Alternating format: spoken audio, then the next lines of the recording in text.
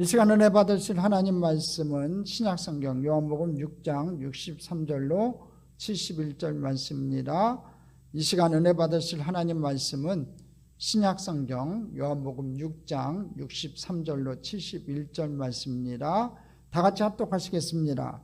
살리는 것은 영이니 육은 무익하니라. 내가 너희에게 이른 말은 영이요 생명이라. 그러나 너희 중에 믿지 아니하는 자들이 있느니라 하시니, 이는 예수께서 믿지 아니하는 자들이 누구며 자기를 팔 자가 누구인지 처음부터 아심이로라. 또 이르시되, 그러므로 전에 너에게 말하기를 내 아버지께서 오게 하여 주지 아니하시면 누구든지 내게 올 수 없다 하였노라 하시니라. 그때부터 그의 제자 중에서 많은 사람이 떠나가고 다시 그와 함께 다니지 아니하더라. 예수께서 12 제자에게 이르시되, 너희도 가려느냐? 시몬 베드로가 대답하되, 주여, 영생의 말씀이 주께 있사오니 우리가 누구에게로 가오리까? 우리가 주는 하나님의 거룩한 자이신 줄 믿고 알았사옵나이다. 예수께서 대답하시되, 내가 너희 12를 택하지 아니하였느냐? 그러나 너희 중에 한 사람은 마귀니라 하시니, 이 말씀은 가룟 시몬의 아들 유다를 가리키심이라. 그는 12 중에 하나로 예수를 팔자라라. 아멘. 할렐루야. 오늘 이 밤에 하나님의 크신 은혜와 은총이 여러분 삶 가운데 넘쳐날 줄 믿습니다. 할렐루야. 우리 옆에 분하고 한번 인사합니다. 오늘 주님 안에서 좋은 일이 일어납니다. 자, 저는 오늘 55장 영생의 말씀 두 번째 시간을 가지도록 하겠습니다. 사람들이 이 예수님의 말씀을 듣는 목적이 무엇이었습니까? 왜 가버나움까지 왔냐 이거예요. 유대인들이 왜 가버나움까지 쫓아와가지고 예수님의 말씀을 들으려고 했냐고요. 그들의 목적은요, 세상의 떡을 얻는 것이 목적이었어요. 근데 예수님은요, 제자들에게 말씀을 주시는 목적이 무엇인지 아십니까? 한마디로 영생을 주시기 위해서 왔어요. 구원하는 그 생명의 말씀을 주고자 했다는 거지요. 즉 예수님이 주시고자 하는 것과 이 무리들이 얻고자 하는 것이 다르니까 말씀을 알아들을 수가 없었어요. 그들은 예수님이 아버지께서 주시는 참떡을 주시겠다고 하자 그들은 아주 은혜를 받은 것처럼 보여집니다. 아멘하고 그냥 이 떡을 항상 우리에게 주소서 하고 얘기를 해요. 이 34절만 보면은 그렇게 은혜를 받는 것 같아요. 우리 34절 한번 읽어봅니다. 그들이 이르되, 주여, 이 떡을 항상 우리에게 주소서. 이 구절만 보면은 진짜 다 알아들은 것 같아요. 근데 알아듣지를 못했어요. 그런데 예수님께서요, 이 떡을 주시지 않고, 그들이 원하는 떡을 주지 않고, 육신의 떡을 주지 않고, 그들의 이 배고픔을 해결할 이 세상 것을 주지 않으니까, 또 뭐라고 얘기했냐면, 내가 떡이라고 하니까, 내가 하늘에서 내려온 떡이라고 하니까 이들이 수군거렸어요. 여러분, 성경을 기록한 목적이 무엇인지 아십니까? 예수님이 말씀하시는 주제가 무엇인지 여러분 아십니까?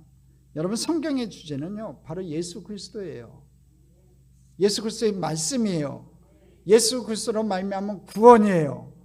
이 성경 66권에 하나의 큰 맥이 있다면요, 예수 그리스도로 말미암은 우리의 구원이에요. 할렐루야. 예수님이 떡이 된다는 거죠. 예수님이 구원이고 예수님이 영생이 된다는 거지요. 오늘 저와 여러분 예수님 제대로 믿고 마지막 날 주님 앞에 바로 쓸 수 있는 저와 여러분이 되기를 주님의 이름으로 축원합니다. 여러분, 성경을 기록한 목적이요, 예수님 믿고 영생을 얻고 현재 행복을 누리고 죽어서는 천국에 가라는 겁니다. 이것이 바로 복음이에요. 복음이 다른 게 아니에요. 예수 그리스도가 우리의 구세주 된다는 겁니다. 자, 첫 번째 오늘 본문들을 통해서 우리가 살펴볼 게 있습니다. 목적을 바꾸는 삶에 대해서 좀 살펴보기를 원합니다. 우리도 예수님을 체험하였으면 이 예수님을 중심으로 인생의 목적을 좀 바꿔야 돼요. 그러나 사람들은요, 성경의 가르침보다는요, 자기 중심적으로 성경을 이해합니다. 사람들은요, 내게 능력 주시는 자 안에서 모든 것을 할 수 있느니라는 이 바울 사도의 고백을요, 아주 좋아해요. 여러분도 다 좋아하지요. 내게 능력 주신 자 안에서 내가 모든 것을 할 수 있다. 이 여러 방면에서 이 적용이 될 수가 있는 거예요. 공부를 못하고 있는 학생들에게는 능력 주신 자에서 내가 공부를 잘할 수 있다. 뭐 재물의 복을 바라는 사람에게는 내게 능력 주신 자에서 내가 거부가 될 수 있다. 뭐 여러 가지 해석, 그냥 수만 가지 해석이 가능한 아주 좋은 복음의 말씀 같아요. 사람들은 이 말씀을 보고요, 능력 주신 자 안에서 부자가 될 수 있다고 생각들을 많이 해요. 뭐니 해도 뭐니가 최고라고. 지금 경제적으로 어려우니까 내게도 능력 주신 자, 주님 안에서 내가 재물의 복을 받을 수 있다, 이렇게 생각들을 하는 것 같아요. 근데 이 말씀은요, 이 사도 바울이 이 자족의 비밀을 자기가 깨닫고서 이 성도들에게 해줬던 이 말씀이거든요. 바울은 내가 부에도 처할 줄도 알았고 가난에도 처할 줄도 알고 모든 것에, 내가 이제 부하게도 살아봤고 가난하게도 살아봤는데 힘들게도 살아봤는데 모든 곳에서 자족할 줄 안다고 하신 말씀이 이 말씀이었어요. 하나님께서 부할 때도 부한 것으로 축복해 주셨고 내가 힘들고 어려워도 하나님께서 은혜를 베풀어 주셨다, 그 얘기를 하고서 이 얘기를 했던 거거든요. 그런데 사람들은 이 말씀을 오해한다는 거지요. 내게 능력 주신 자 안에서 내가 부자가 될 수 있다, 내가 무엇인지 할 수 있다, 이렇게 해석을 하는 거예요. 여러분, 바울은요 고난도 감당하겠다를 이 말씀 속에 내포하고 있는 거예요. 내가 고난 받아도 그 고난 속에서도 내가 그것을 능히 이겨낼 수 있다, 그 얘기를 이 말씀 속에 있는 건데, 이 고난 당하는 것을 아예 생각지도 안 해버리는 거예요. 제껴버리는 거지요. 그리고 좋은 쪽으로만 해석을 하는 거예요. 어쨌든 사람들의 관심은요, 성경 말씀을 이용해서 어떻게 하면 이 세상에서 잘 살고 건강하고 복받을 수 있느냐에 관심을 갖는 것 같아요. 주일날도 설교를 했지만 이 복받는 게 나쁜 건 아니에요. 그렇지만 우선되는 게 있다는 거지요. 예수님 먼저 만나야 돼요. 예수님을 영접해야 돼요.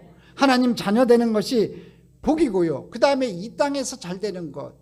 아브라함의 복에는요, 주일날 제가 설교를 했지만 아브라함의 복에는요, 여러분 재물의 복도 거기 들어가 있다고 얘기를 했잖아요.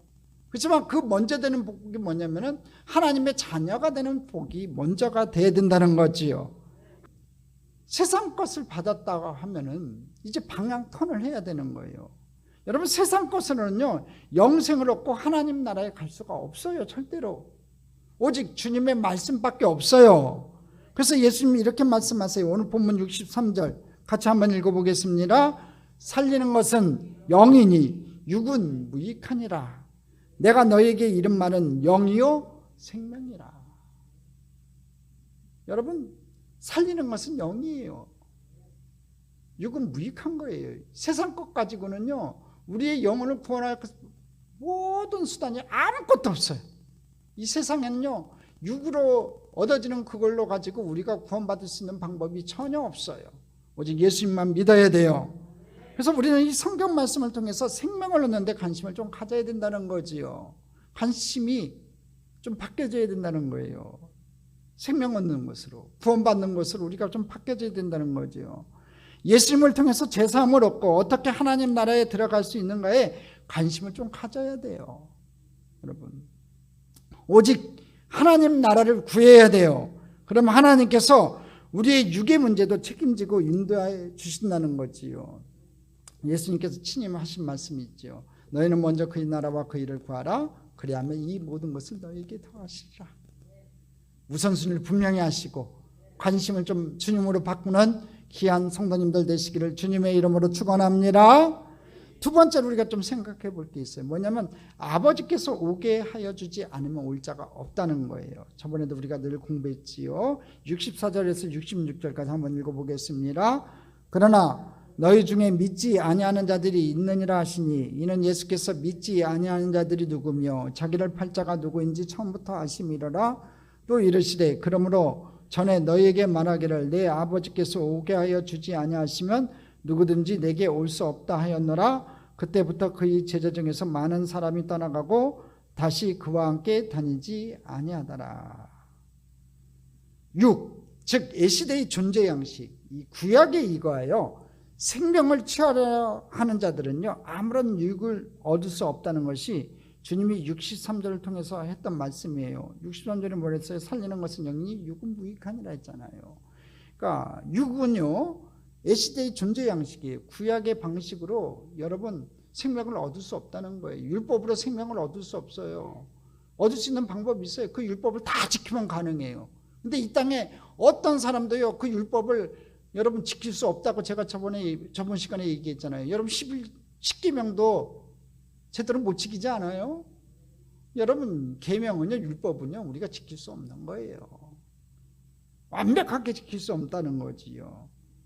즉 예시대의 존재 양식에 의하여 생명을 취하려 하는 자들은 아무 유익을 얻을 수 없다는 게 63절 말씀이고요.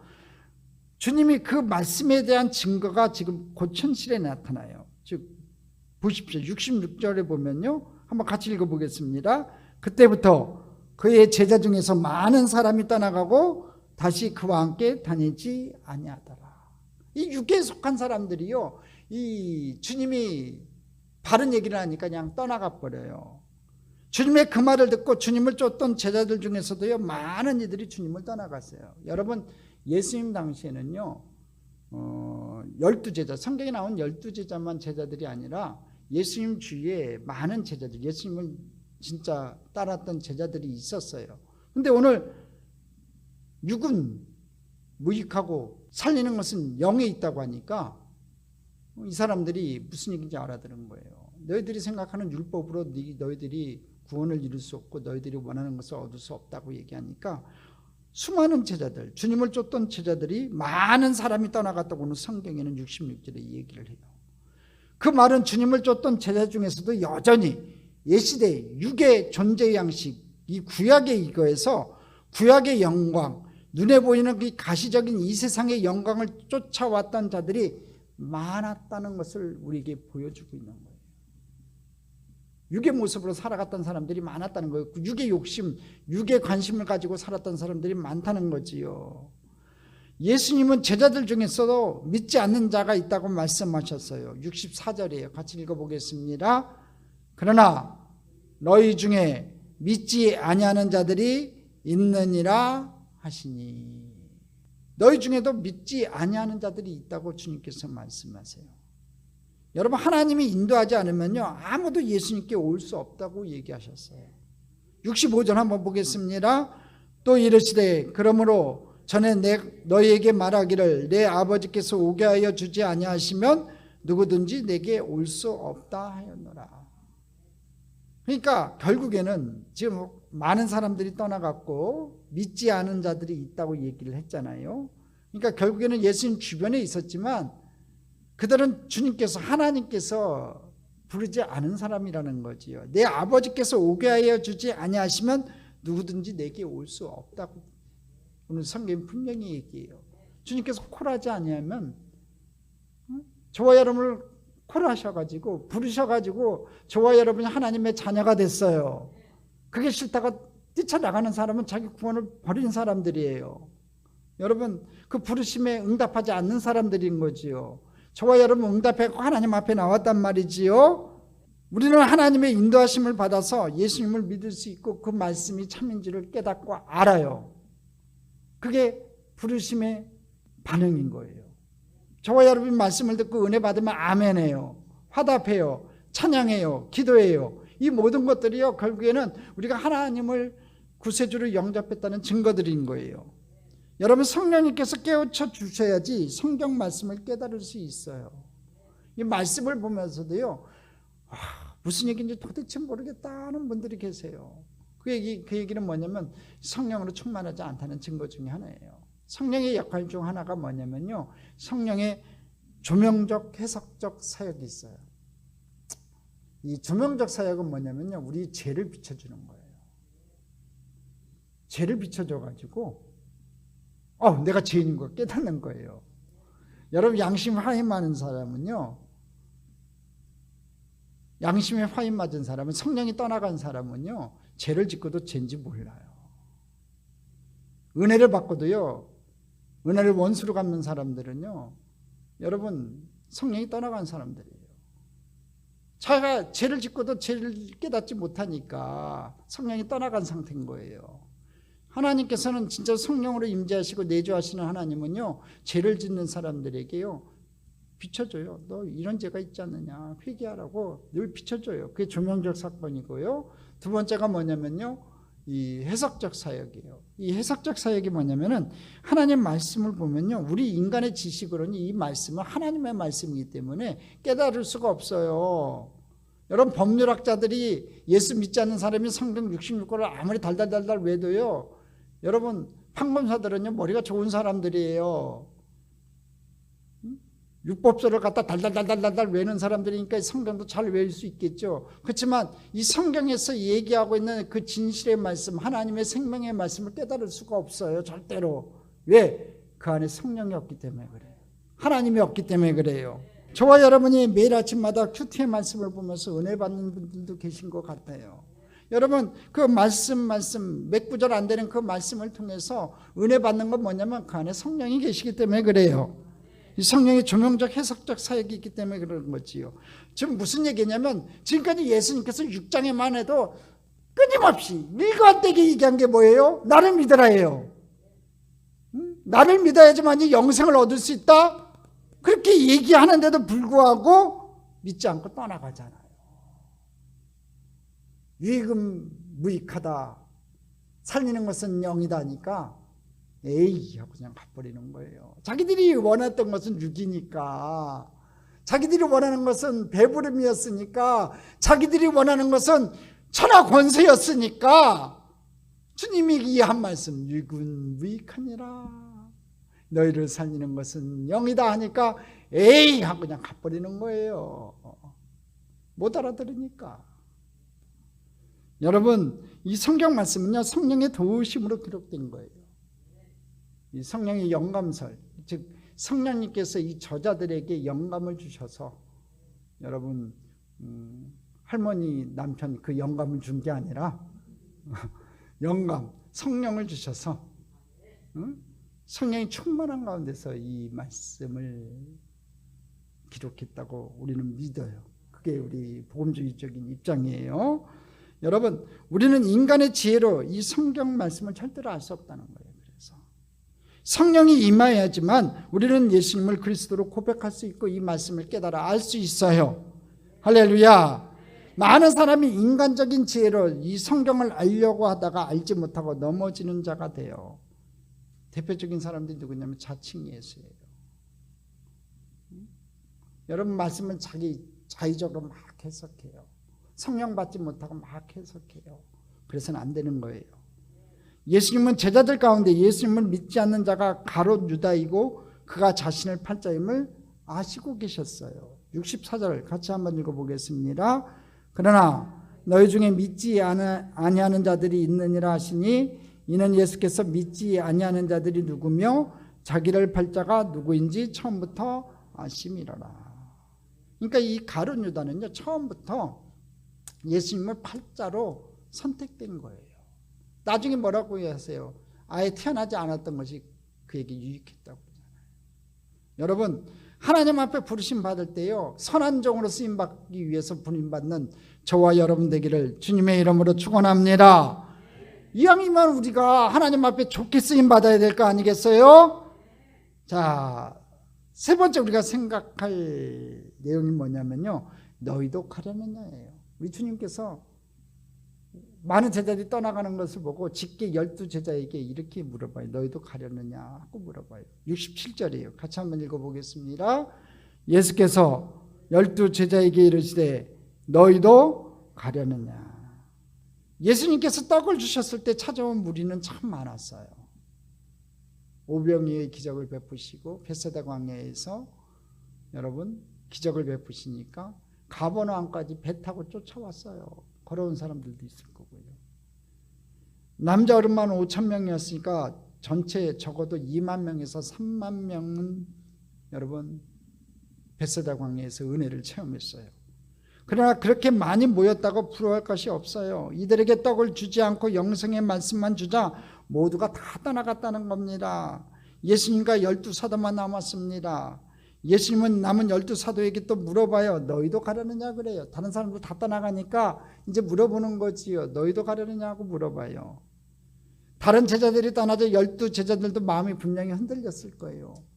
분명히 12제자들도요, 이 예수님과 똑같은 마음으로 온 거 아니에요. 열심당원들도 있었어요. 야, 저 예수님 쫓아다니면 저 헤롯 대왕 물리치고, 야, 다윗 왕가의 깃발을 다시 꽂을 수 있겠구나, 로마 군병들을 쫓아내겠구나, 그런 정치적인 목적을 갖고 있는 사람들도 있었다고요. 분명히 육적인 것을 갖고 있는 사람들도 있었어요. 근데 주님께서 뭐래요? 이건 무익하니라 그랬으니까, 아, 이거 내가 그냥 이상한 짓 하는구나, 응? 그 생각 가졌을 거예요. 그러니까 예수님은 지금 이 말씀을 통해서 무슨 얘기를 하고 있냐면요, 남은 12사도를 보면서 분명한 결단을 촉구하는 거예요. 너희도 무리와 같이 다른 제자와 같이 가겠느냐고 물으셨어요. 가지 않고 남는다면 왜 남는지 분명한 소신을 가지고 남으라고 지금 말씀하시는 거예요. 제가 이제 여의도에 있을 때요, 한 자매에게 이 본문 말씀을 제가 얘기한 적이 있었어요. 67절, 6장 67절 말씀을 가지고 이 자매에게 얘기한 적이 있었어요. 이 자매가요, 이 이만희가 이끌고 있는 이 신천지 이단으로 빠졌어요. 그러니까 같이 믿음 생활했던 다른 자매도 같이 따라갔어요. 친구 따라 강남 간다고, 강남 가면 좋은데 친구 따라 이단에 빠졌어요. 그러니까 남아있는 이 친구 중에서 한 자매가 마음이 흔들리는 거예요. 2명이나 갔으니까 삼총사였는데, 한 자매가 먼저 이단에 빠지니까 옆에 있는 친구도 빠져 들어갔어요. 그러니까 이 자매가 흔들렸어요. 저는 그 자매에게 이 말씀을 주면서 분명한 결단을 하라고 했어요. 옳은 길로 가라고 얘기했어요. 생명이 있는 곳으로 가라고 했어요. 근데 그 자매는요, 믿음의 결단을 하고 남았어요. 할렐루야. 우리는 분명한 결단을 하고 예수님을 따라가야 돼요. 참과 거짓, 육과 영에 있어서 분명한 선택을 할 수 있는 저와 여러분이 되어야 될 줄 믿습니다. 자, 네 번째 생각할 게 있어요. 영생의 말씀이 계시다는 거예요. 68절 69절을 같이 한번 읽어보겠습니다. 시몬 베드로가 대답하되 주여, 영생의 말씀이 주께 있사오니 우리가 누구에게 가오리까? 우리가 주는 하나님의 거룩하신 자인 줄을 믿고 알았사옵나이다. 이 베드로가요, 이 수제자긴 수제자인 것 같아요. 영적으로 좀 깨어있었던 사람인 것 같아요. 뭐라고 고백하냐면요, 주여, 영생의 말씀이 주께 있다고 고백해요. 그리고 또 뭐라고 고백하냐면은 주는 하나님의 거룩한 자인 줄 제가 믿게 됐다고 고백해요. 베드로의 대답은 아주 분명합니다. 그는 영생의 말씀이 주께 계심으로 예수님을 떠날 수 없다고 지금 분명히 얘기하고 있어요. 여러분, 베드로의 위대한 점은 방향을 바꿨다는 겁니다. 고기를 잡는 곳에서 예수님을 따르는 것으로 방향을 바꿨다는 거지요. 세상 것을 따르는 곳에서 예수님을 따르는 것으로 방향을 바꾼 사람이었어요. 베드로는 예수님이 이스라엘을 독립시켜 주실 것이니 따른다고 하지 않았어요. 그는 예수님이 자신을 총리로 삼아 주실 것이므로 따른다고 하지 않았어요. 영생의 말씀이 계심으로 떠날 수 없다고 오늘 분명히 얘기하고 있어요. 영생의 말씀은요, 바로 태초에 계신 예수 그리스도세요. 여러분, 요한복음 1장 1절 혹시 기억하세요? 한번 같이 읽어봅니다. 태초에 말씀이 계시니라. 이 말씀이 하나님과 함께 계셨으니 이 말씀은 곧 하나님이시니라.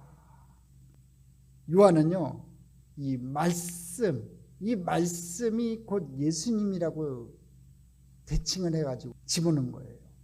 그러니까 태초에 이 말씀이라는 단어에, 요한복음 1장 1절에 이 말씀이라는 단어에 예수님을 집어넣고 한번 같이 다시 읽어볼게요. 같이 읽어봅니다. 태초에 예수님이 계시니라. 이 예수님이 하나님과 함께 계셨으니 이 예수님은 곧 하나님이시니라. 즉 말씀 이끌어 예수님, 이것을 유대인들에게 전파하고 싶었던 거예요. 베드로는 예수 그리스도가 계심으로 예수님을 떠날 수 없다고 지금 분명히 얘기해요. 그는 예수 그리스도를 통해서 주시는 이 하나님 나라의 복음을 확신했기 때문에 예수님을 떠날 수가 없었어요. 그게 굉장히 중요한 거예요. 왜냐하면 지금까지 예수님을 졸래졸래 쫓아다니면서 예수님의 많은 말씀들을 들었지요. 12제자가 다 들었는데 그 말씀이 태초에 계셨던 이 말씀, 이 태초에 하나님, 말씀이 곧 하나님이시라, 예수님이 곧 하나님이시라고 했는데 이 말씀을 듣고 나서 이 베드로는 변화됐다는 거예요. 하나님을 발견했다는 거예요. 이게 굉장히 중요하다는 거지요. 우리가 예수 그리스도를 통해서 하나님 나라를 소망할 때 우리는 남는 자가 될 수 있다는 거예요. 말씀을 들으면요, 보여지는 게 달라져야 돼요. 세상 사람과 똑같은 것이 보여지면요, 여러분 그건 육의 사람인 거예요. 여러분 말씀을 듣고 은혜를 받으면요, 믿음의 분량이 장성한 데까지 자라가기 시작하면요, 세상 사람들은 보지 못하는 것을 볼 수 있어야 돼요. 역사를 움직이시는 하나님의 손길을 볼 수 있어야 돼요.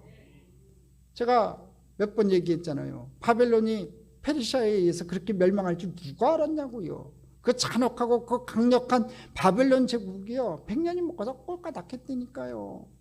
누가 그렇게 될 줄 누가 알았냐고요. 지금 역사를 움직이시는 하나님이 지금 내 가족과 남편과 내 자녀들을 오늘 이 시간에도 움직이고 계시다는 그것을 느낄 수 있는 믿음의 사람들이 되기를 주님의 이름으로 축원합니다. 나라의 운명, 개인의 운명, 여러분 다 하나님 손에 달렸어요. 여러분 사람이 잘 되고 못 되는 것도 다 하나님 손에 달렸어요. 여러분 공부 못한다고 자녀들 구박하지 마세요.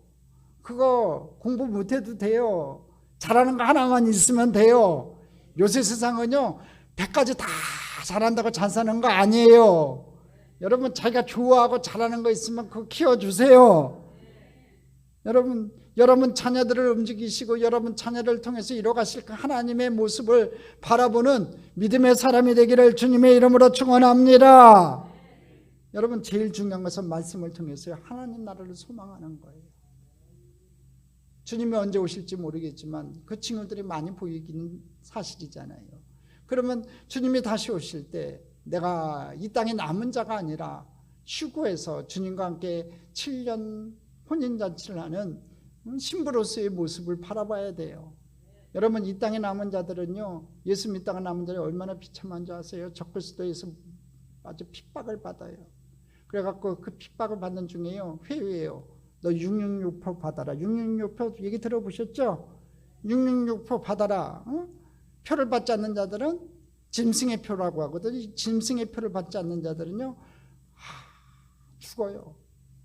이 적그리스도에 의해서 죽임을 당해요. 순교를 당하는 거지요. 여러분 그나마 거기서 순교당한 자는요, 나중에 또 부활을 해요. 천년왕국에 같이 들어가요. 여러분들 그렇게 마지막에 가서 꼭 고난당하고서 하나님 앞에 이게 선택받지 마시고요, 우리가 천국의 소망을 바라보는 거예요. 믿음 생활 잘 하시다가 주님 공중지림하실 때 저와 여러분 같이 주님 앞에 설 수 있는 그 믿음의 귀한 모습들을 바라보는 귀한 가정들 되시기를 주님의 이름으로 축원합니다. 예수 그리스도 꽉 잡는 자가 남는 자가 될 수 있어요. 말씀대로 살아가는 자가 남는 자가 될 수 있다는 거지요. 자, 5번째, 말씀을 믿고 아는 삶에 대해서 좀 살펴봅니다. 여러분 베드로는 예수님이 그리스도임을 어떻게 알았습니까? 오늘 본문의 말씀에 보면은 그는 예수님이 영생의 말씀이라고 말하고 있어요. 그는 예수님의 말씀을 들었다는 거지요. 그런 말씀을 믿고 순종해서 말씀을 체험했어요.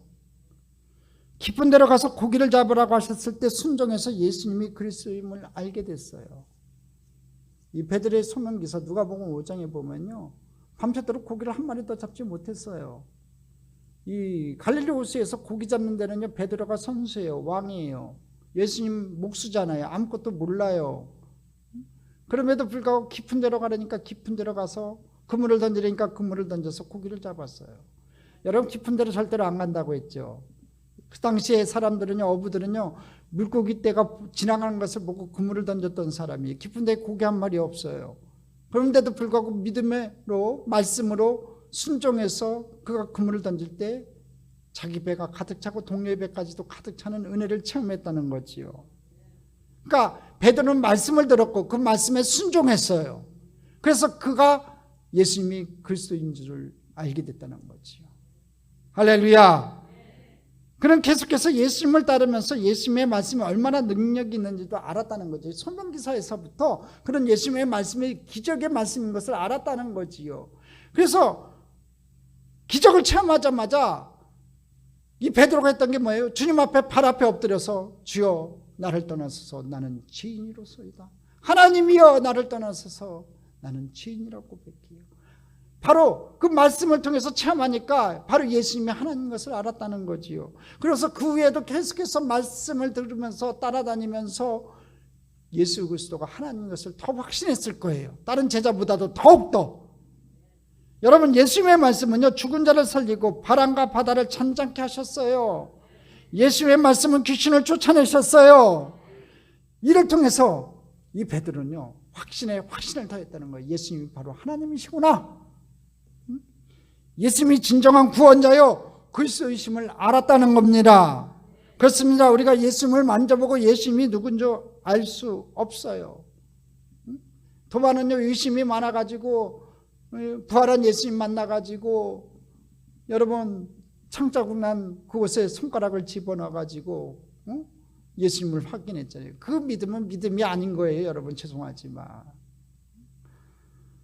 눈으로 예수님의 얼굴을 보므로 예수님 절대로 알 수 없어요. 많은 사람들이 부활 후에 많은 제자들이 나타났을 때요 처음에 제대로 못 알아보잖아요. 우리는 오직 말씀을 통해서 순종하는 것을 통해서 예수님이 누군지를 알 수 있다는 거죠. 그러니까 베드로를 좀 본받을 필요가 있는 거예요. 말씀을 잘 들어야 되고요 베드로처럼 말씀에 순종할 수 있는 저와 여러분이 되기를 주님의 이름으로 축원합니다. 왜 그렇습니까? 이 하나님 말씀 속에는 영생이 있기 때문에 그래요. 우리는 이를 확신하고 말씀을 전하는 전도자가 되어야 될 줄 믿습니다. 때를 어떤지 못 어떤지 말씀을 전해야 됩니다. 하나님의 역사는요 말씀의 역사예요.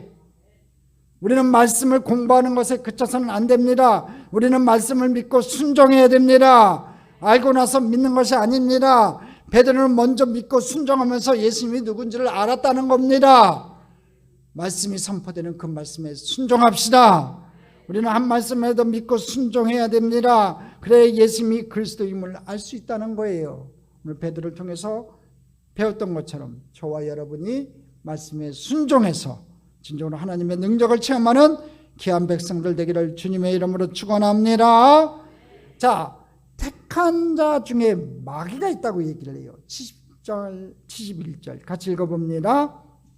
예수께서 대답하시되 내가 너희 12를 택하지 아니하였느냐? 그러나 너희 중에 한 사람은 마귀니라 하시니 이 말씀은 가룟 시몬의 아들 유다를 가리키심이라.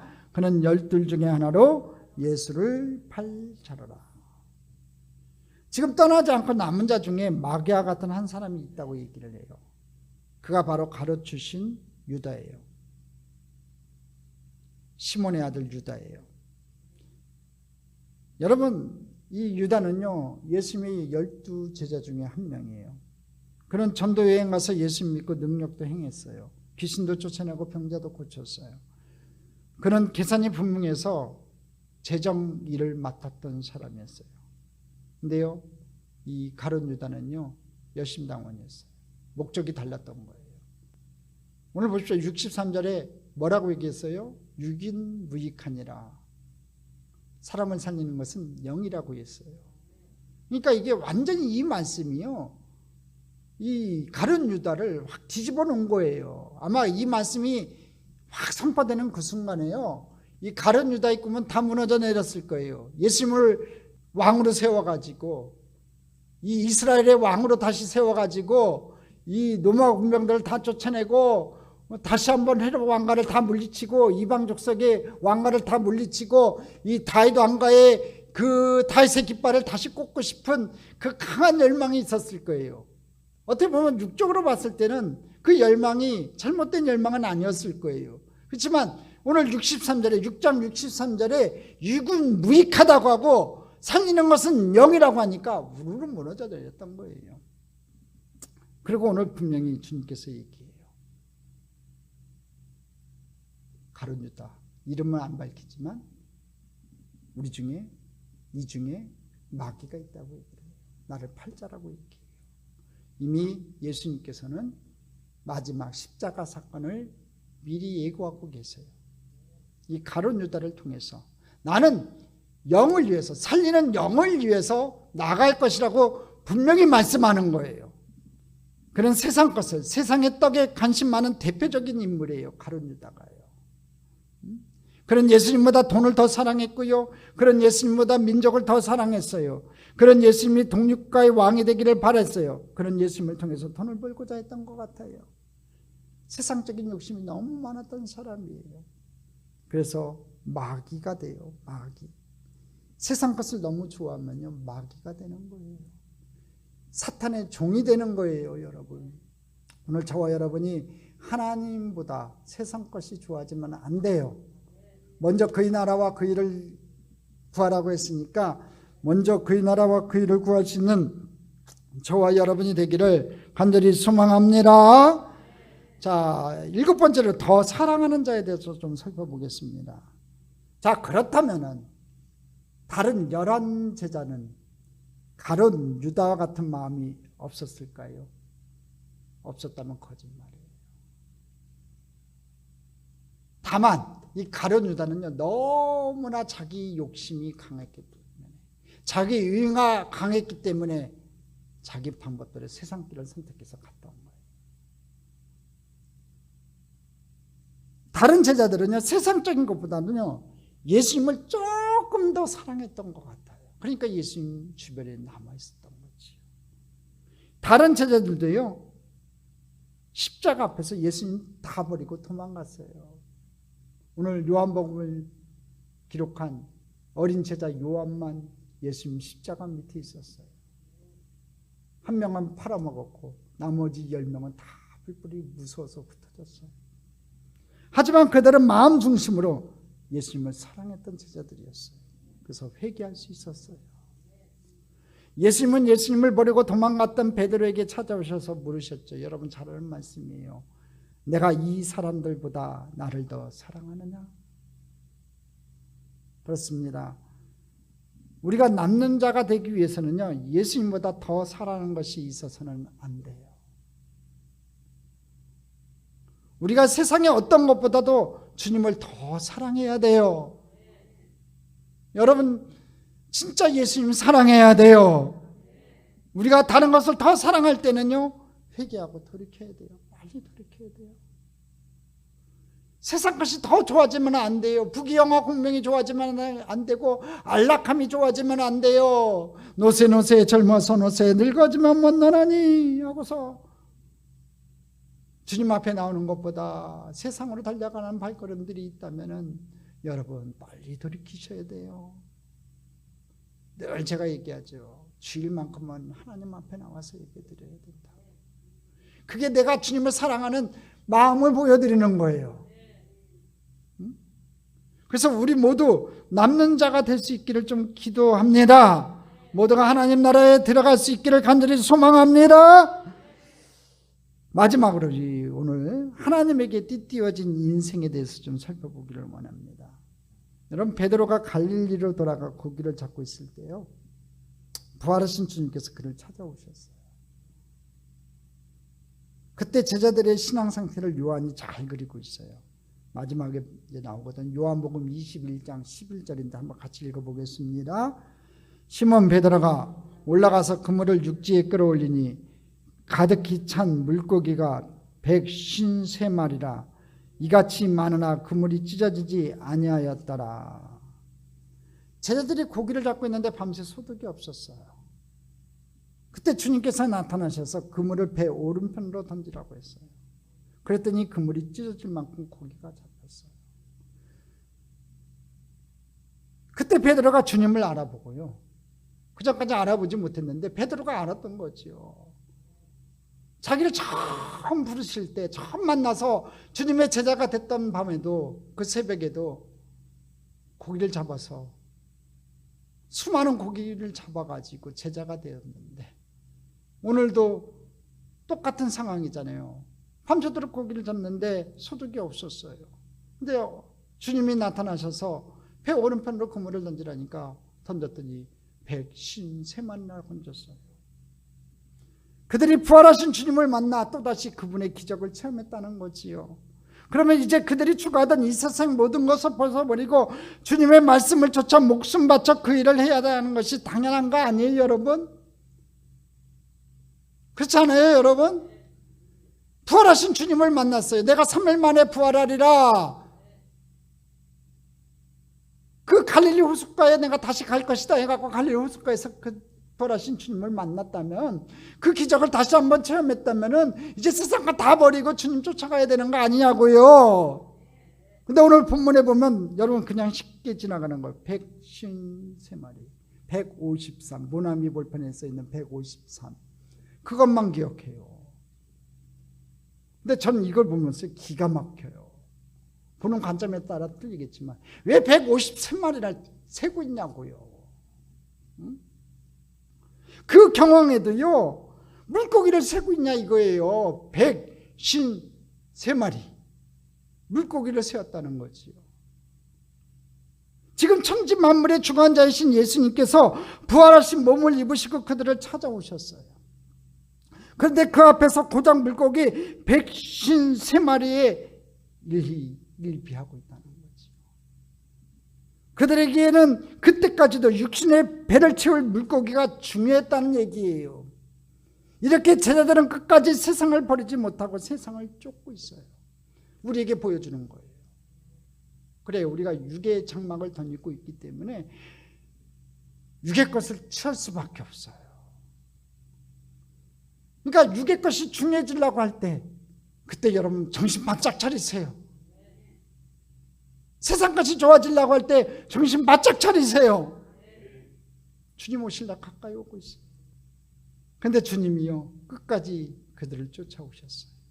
그 자리에서 베드로에게 하신 말씀 여러분 기억나세요? 요한복음 21장 18절이에요. 한번 같이 읽어보겠습니다. 내가 진실로 진실로 내게 이르노니 내가 젊어서는 스스로 띠띠고 원하는 곳으로 다녔거니와 늙어서는 내 팔을 벌리리니 남이 내게 띠띠우고 원하지 아니하는 곳으로 데려가리라. 베드로는 스스로 띠띠우고 자기 마음 내키는 대로 살고 싶어하는 사람이었던 것 같아요. 지금까지 그렇게 살았다는 거지. 근데 이제부터는